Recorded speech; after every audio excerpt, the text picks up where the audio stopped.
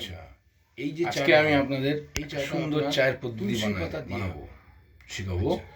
চা তো আপনারা অনেক রকমের, এই যে চাটা হবে কিন্তু এই চাটা আপনার মধ্যে তুলসী পাতা দিয়ে পাতার পদ্ধতিটা। আচ্ছা, চা তো আপনারা অনেক রকমের দেখেছেন, কিন্তু অনেক চায়ের সুন্দর মধ্যে এই তুলসী পাতার পদ্ধতিটা চা আপনারা দেখুন। তুলসী পাতা দেন, এটা একটা অনেক সুন্দর পদ্ধতি। চায়ের একটা এই পদ্ধতিতে আলাদা হয় চা, এটাতে আপনি যখন তুলসী পাতা দেন, অসুবিধা তুলসী পাতা দিলে গ্যাস হয়, চায়ের একটা মর্যাদাই আলাদা হয়।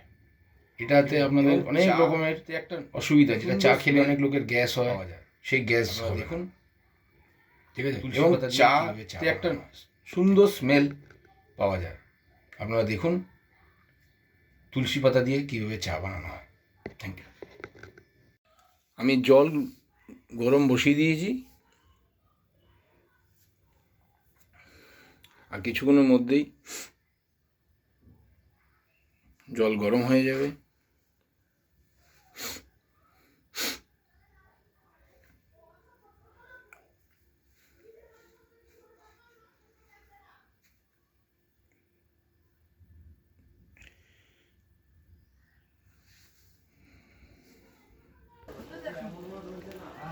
এই আমাদের চা ফুটে গেছে, চা পাতা দেওয়া হয়ে গেছে।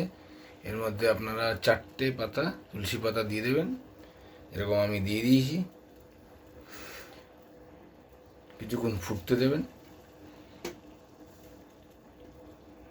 জলটাকে খুব হাই ফ্লেমে দেবেন না, মিডিয়াম ফ্লেমে এটাকে ফুটতে দেবেন।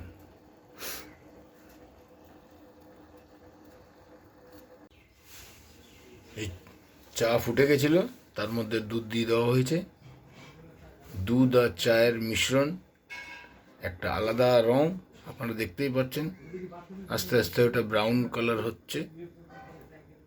আমরা আরও কিছুক্ষণ এটাকে ফোটাবো, যাতে তুলসী পাতার যে গুণটা, সেই গুণটা চায়ের মধ্যে সুন্দরভাবে মিশে যাও, আর একটা হালকা স্মেল আপনারা পাবেন।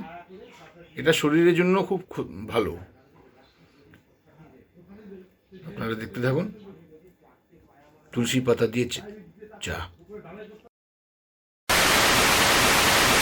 এবার আমাদের চা রেডি হয়ে গেছে, তুলসী পাতা দিয়ে চা। এই চাটার গুণই আলাদা। আচ্ছা, এবং আপনারা দেখতে পাচ্ছেন আমি গ্লাসের ভিতরে চাটা দিয়েছি।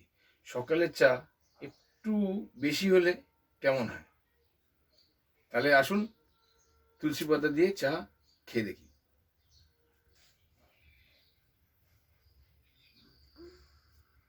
দাদা কিছুক্ষণ